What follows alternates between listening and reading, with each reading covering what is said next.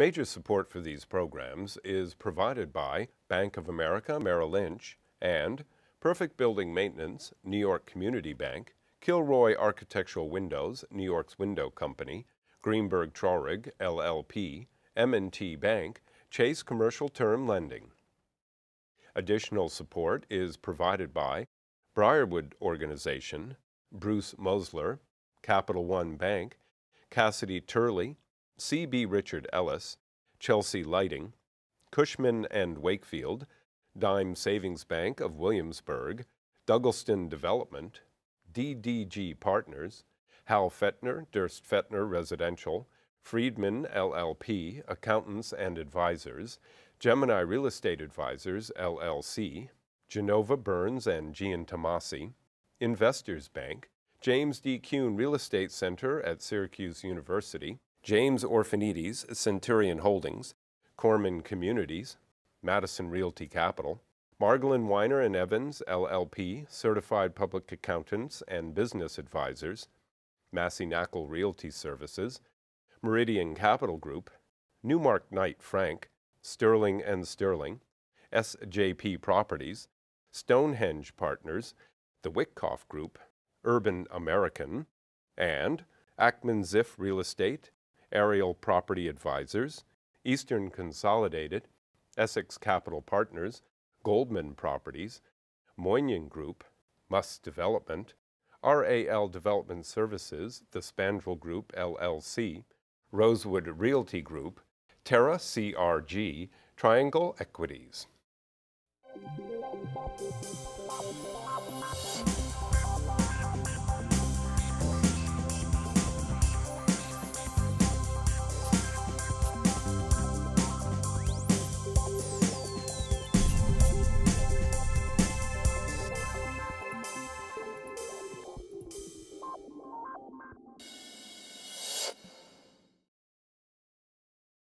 So if I was an owner of a residential building today in New York City after this latest release of the statistics, I would be saying it's happy days are here again because the rents are at all-time highs. If I'm looking to build something, I might be happy also.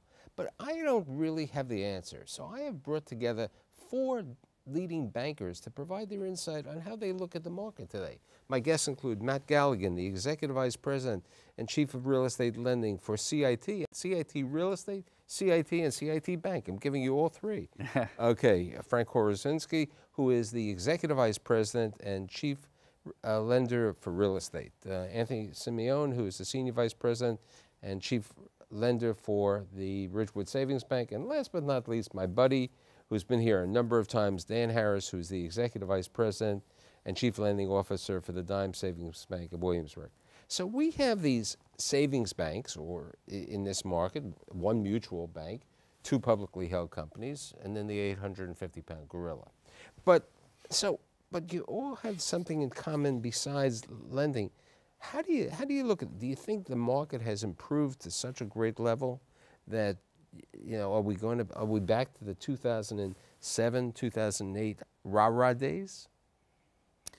Well, for quality product, it's very aggressively priced. And then for any kind of value-added product or construction product, you see wider spreads. But, you know, the major markets on the East Coast, Boston, Washington, and New York, are so flooded with capital that the primary trophy kind of locations are very thinly priced. You know, you bring up an interesting point.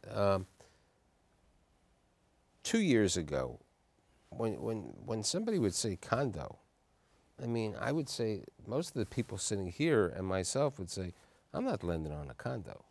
Do you think the condo market is back? I do.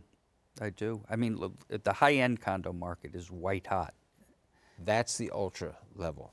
So my question is, I mean, you guys are in the boroughs and in the area, in the market. You know, you're in Williamsburg. I mean, that's where your headquarters is. How do you see the real estate market over there? The rental market is incredibly strong over in Williamsburg. A lot of units are coming online, and there's a number of people that are willing to rent there.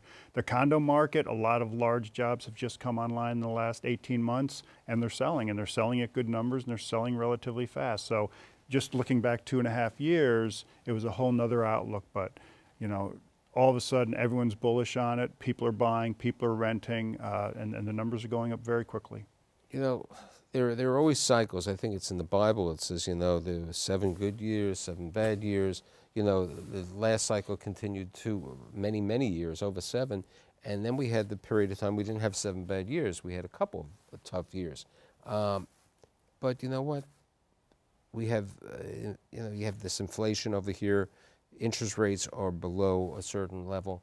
I mean, my big question, and I also discussed this prior to the show with most of you, is if rents are at this highest level and the interest rates are at a low level, what happens on the refinancing? Because now we're seeing that happen with 2007 loans. How do they make the numbers? I mean, there's more recapitalizations than before. I mean, how do you make a loan when you're looking at a multifamily and the rents are at numbers that you haven't seen in your career, perhaps? How do you say, you know, is it really worth that? Well, in every cycle, you kind of you see a retrenchment in the rents, but as the cycles change, they begin to escalate. And if you look back, as we mentioned earlier, in the early 1990s, when a studio in Manhattan for $1,000, you know, in the Lower East Side would have been a very, very high rent. You would think that's crazy. Who would rent it today? That is $2,500. Probably in the 70s or 80s, early 80s, would have been a couple $100. So I think the rents, because of the supply and demand issue and location, will continue to always move up. Not quite sure how fast, but I think there will certainly be a positive trend over the long run. But from a lending perspective, most of us are very cognizant of the levels of interest rates that we're lending at, and we're not leveraging the same as we would if interest rates were 7 or 8%. If you had a debt coverage ratio of like 130 at a 7% interest rate, that's probably a better indicator than a 130 debt coverage ratio at 3 or 4%. So my question is, when you're underwriting a loan today, are you underwriting it at a 4% rate, or are you underwriting it at a 7% rate? You know, what's the real rate, the debt yield that you're underwriting a loan at, and what kind of do you want? As someone would say, do you want to have some skin in the game? You want the people? Do you mind if the people take all the cash out of the deal? Well, there's a lot of questions there. I know. Hey, I'm not, you know. I'll answer the last one first. We certainly want people to have skin in the game. I think people the days of people churning these out and refinancing every couple of years and basically having no skin in the game are really not over per se, because some people are still doing, but we're certainly looking at it very jaundicely. We're making sure people have a vested interest in their property. I think what you said earlier about interest rates being so low and rentals being high could potentially be the perfect storm. You have to look at these products individually, and you have to make sure that when you underwrite something, you're underwriting it not just as today's market rates, but looking at it as a pro forma in the future, possibly looking at where rates might be. We don't know where they're going to be, but take a bit of a conservative guesstimate as to where they'll be in a couple of years and say, well, on the roll, will this continue to cash flow? If rates go up quite a bit, if the rents stabilize and don't really move up or even come down a little bit, are you protected? You have to look at a lot of different aspects. But when we're looking at a deal and we're looking at it, the interest rate, you know, somebody could lock that in, but real estate taxes go up. Fuel has gone up. Water and sewer has gone up. Repairs and maintenance in a building has gone up. It doesn't always go up to that inflation. And I still remember in 2001 when we had all these techies over here and they got them laid off, so they lost their jobs. Then in 2008 when the last recession came, and people couldn't afford. I mean, Ophir Denny said on one of my panels, and I always quote it, he says, you know, people, they have more time to spend in the house. So now they're cooking pasta, so they're using my gas. Now they're taking more showers because they have more time over there, so they're using more hot water. So your operating expenses go up. And I don't want to be Mr. Negative, even though most people call me Dr. Doom and Gloom, but I think prices are over high today. I think people are paying, you know, when somebody's paying, you know, 12, 14 times rent roll, I think it's crazy. Yeah, those are trophy prices. I think what you'll see that's not your typical deal. Those trades in plus 10 plus market are Well, definitely. I'm talking about deals that I've seen in the Chelsea area for a 6-story walk-up, a type of building that you at 12 times rent. You know, people say, "Oh, this is a great market, the Chelsea market. I got the High Line. I got all this perception over there." You know, Again, Mike, I think that that's a very good example of, a really hot market that's attracting a lot of dollars. And if you get out of those locations or somewhat removed from those. Since you and I are closer in age, don't you remember there was something called the Upper East Side? Yeah. Today, the Upper East Side is the low-cost alternative in renting an apartment. Tribeca, okay, Hudson Square is the different case. I mean, look at, we were talking about, how do you look at, if somebody came to any of you and said, I want to lend, I'm buying a building, I'm going to convert it, or I'm going to make it a rental in Lower Manhattan, how do you look at that? I mean, we're going to look at it as a rental value, regardless of whether they're going to condo it. But if you see that $7,000 and $8,000 and $10,000 rents for a one-bedroom downtown, the community banks simply aren't going to underwrite using those. We're just not going to leverage up, assuming those numbers are going to be there in 3 or 4 years. We're going to whack a couple $1,000s off that rent and underwrite it as a lower level. We might not give top dollar, but the portfolio lenders are still going to do that. But you know what? You bring up an interesting point, and here's the question.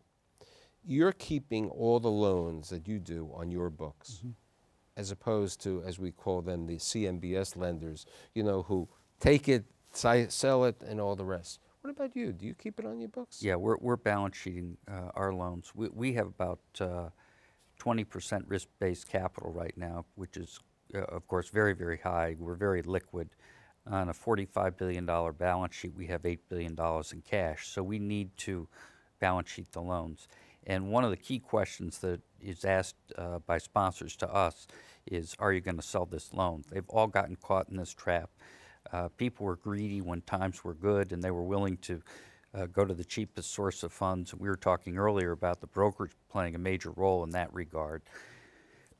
But at this point in time, people want plain vanilla. They want to know that they can talk to somebody on the other side of the phone that not only knows the deal but was involved in the documentation and underwriting of the transaction. And it's a very key selling point for us. So, I hear multifamily, I hear you in condo, and you're in construction even, which is different than the other guys.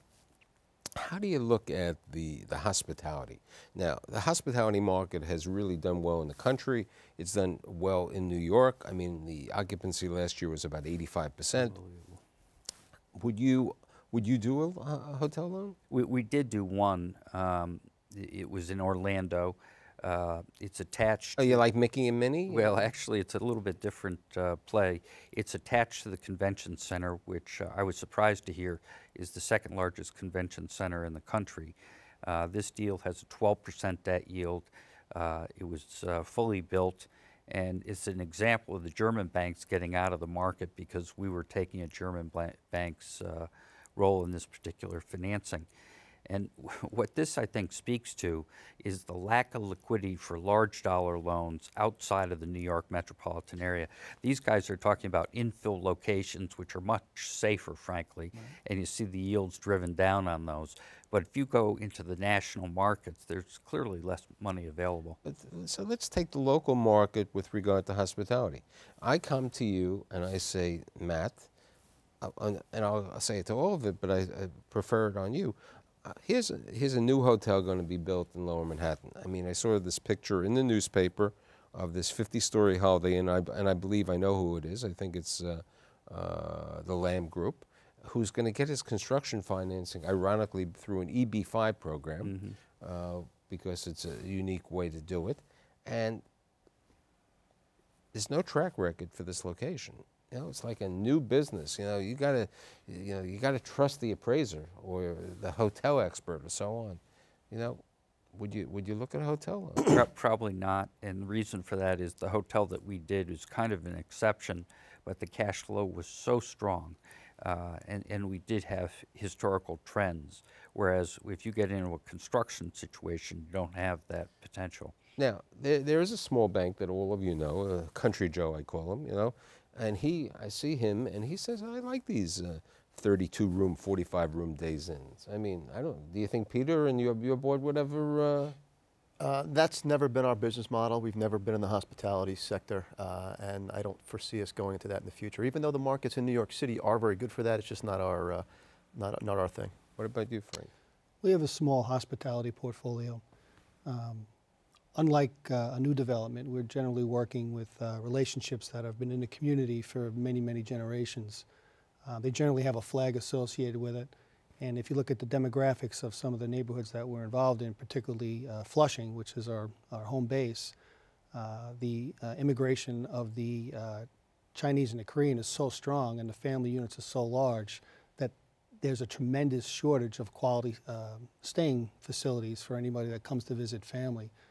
So we see some pretty good numbers, and certainly in the 85% occupancy ratio for these smaller 50 to 60. So you would do that? I mean, and I agree with you 100% because I think location-wise and people-wise, Flushing has more people constantly going in there, and even though there's you're near LaGuardia Airport, downtown Flushing, there's no place to stay. There's the Sheraton, and you can't get in there. Right, you can't get into the Sheraton, and you need the 35, even the 40-room hotel, and they do have 85, they have 100% occupancy. I had a relative call me to ask me about, they were having a family wedding, and some people coming in from Florida, and they weren't sure where they should have anyone stay. I said, oh, well, call the Ramada Inn on Northern Boulevard.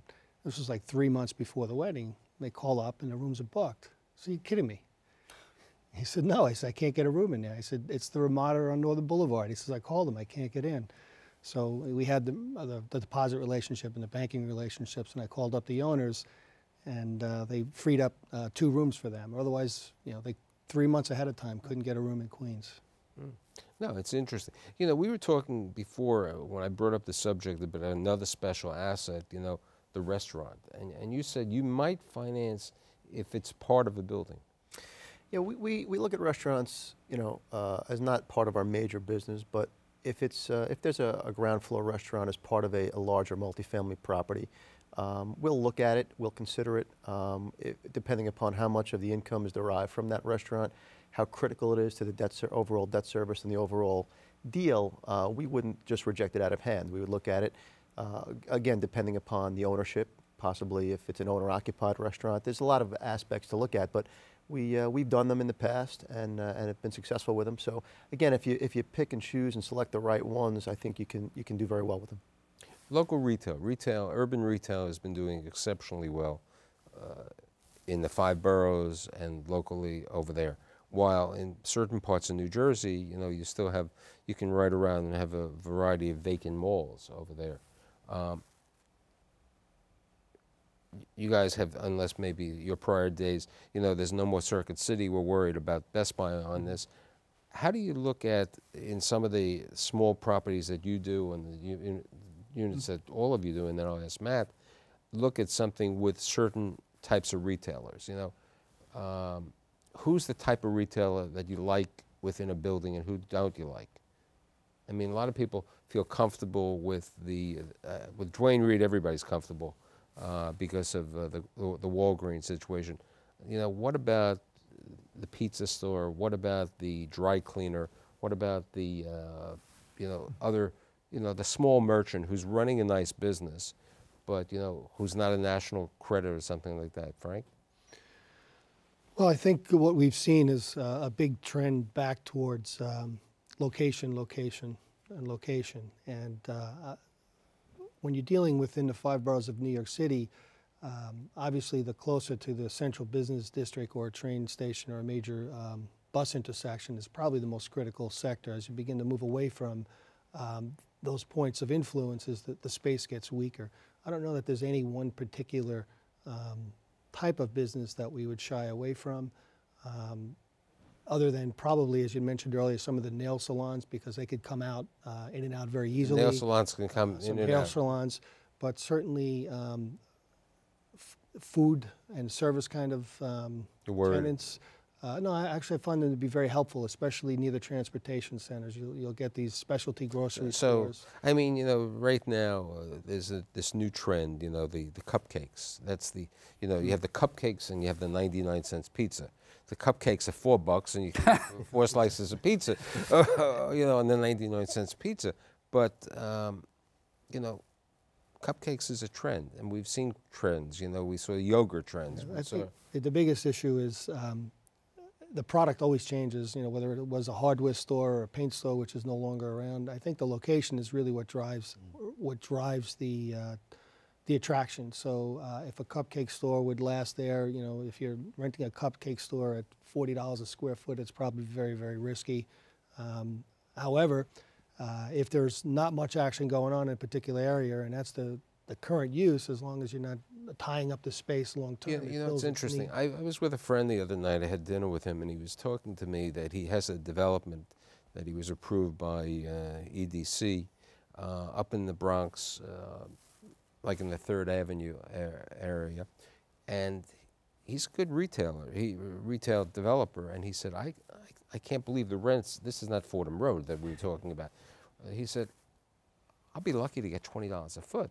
You know, and then they want me to have a charter school. And, you know, a charter school is dependent on, it's a nonprofit, you know, the courses over here. How do you look at lending where it's a nonprofit who depends on government grants and charities? That's become a problem. We don't look at them very hard. That's not something we're smart on. And, you know, just like lending and some of the other types we've talked about earlier, like hospitality, you know, if you do hospitality, it's all you should do. Likewise, if you know not-for-profit, and I've worked for organizations that know not-for-profit well, they understand the process in Albany, they understand the federal process, they know who's going to get funded year in, year out, and which organizations are at risk. You know, we're not in that business, so we don't look at it that hard. Yeah, I agree with Dan. Our business model is the same. It's very specialized, and it's something that you need to have a lot of expertise in. And we just don't want to get into areas where we don't feel we have the expertise, or we're relying on government grants or state grants to fund something. And if that dries up, then we're going to be in a situation. We don't rely on it in the normal course of business. There was one instance where we had some tough space. It was second-story space where it was rented to a school, but it was attached to an area that was very culturally oriented. So the potential for it to work was greater. I would share the concerns of my colleagues vis-a-vis government funding, because these programs are getting cut today. So I don't think it's an easy deal to do. You know, we speak about residential condos, but we haven't spoken about, you know, professional condos, both, you know, professional space that is owned by a doctor, a dentist, or, you know, an accountant, or even the condominiumizing of a retail, you know, within a building, you know, because that's been a number of items. How do you look at that? Do you like the condo market for the professional market and for the retail market, Danny? I don't.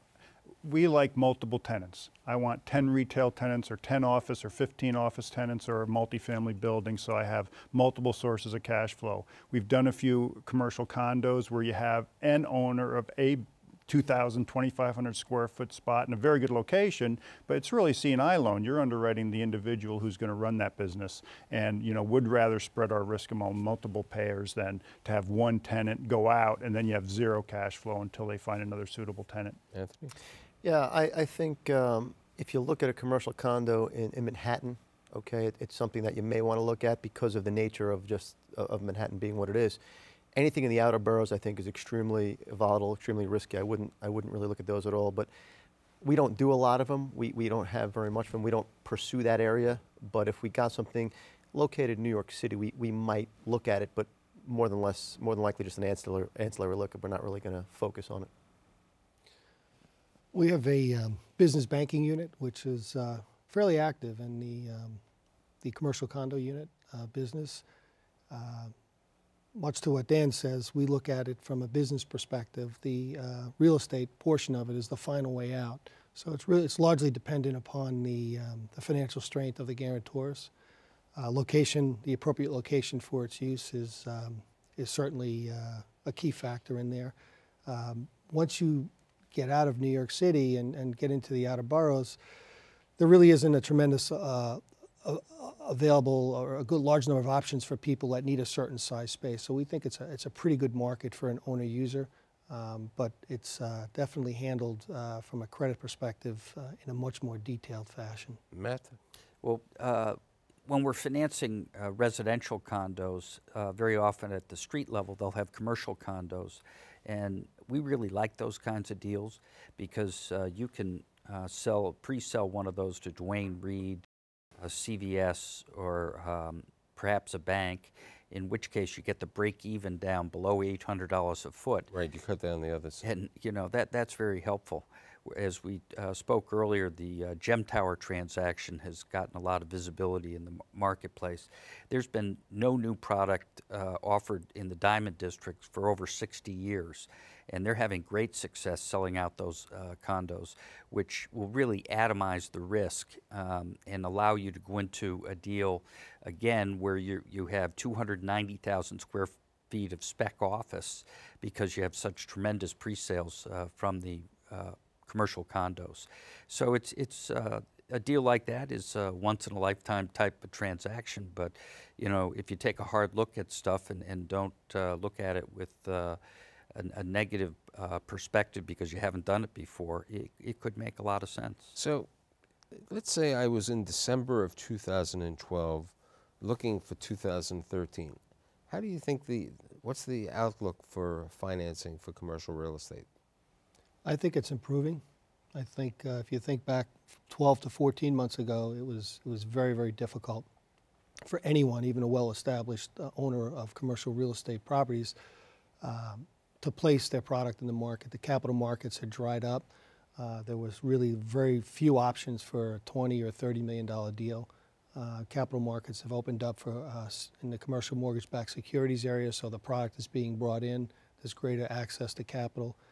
Financial institutions like ourselves are facing a tremendous shortage of product in the multifamily market, and we're also beginning to see some heat in that particular market. So I think we have, and I'm sure others have started to look outside of the multifamily market, and we'll be looking for well-established products with the anticipation that our yields or returns to the organization would be slightly higher than they would be multifamily. With 25 seconds, I got to get the rest. Your opinion? It's going to get terribly competitive. Lots of cash in the market. Danny? I think everyone that's refinanced probably has, so I think the volume of deals is going to drop off next year. You really do? Yeah, I do. So, you know, I remember I brought up this comment at a show, and I said to them, why didn't you, you should refinance? And the guy said to me, you know, you told me a year ago I should refinancing. Do you think rates will go lower in the future? I don't see them going much lower. I see them remaining low, but I don't see them going much lower. But I do think that going forward, you'll see more purchase activity than you will see anything else, because I think people still recognize there are still deals to be made, and there are still undervalued properties that they can possibly purchase at low prices and low rates, and I think it makes for a better purchase market going forward. So I think we've been pretty good and gave my viewers a good idea of what the market is. I'd like to thank Matt, Frank, Anthony, and Dan. See you next week.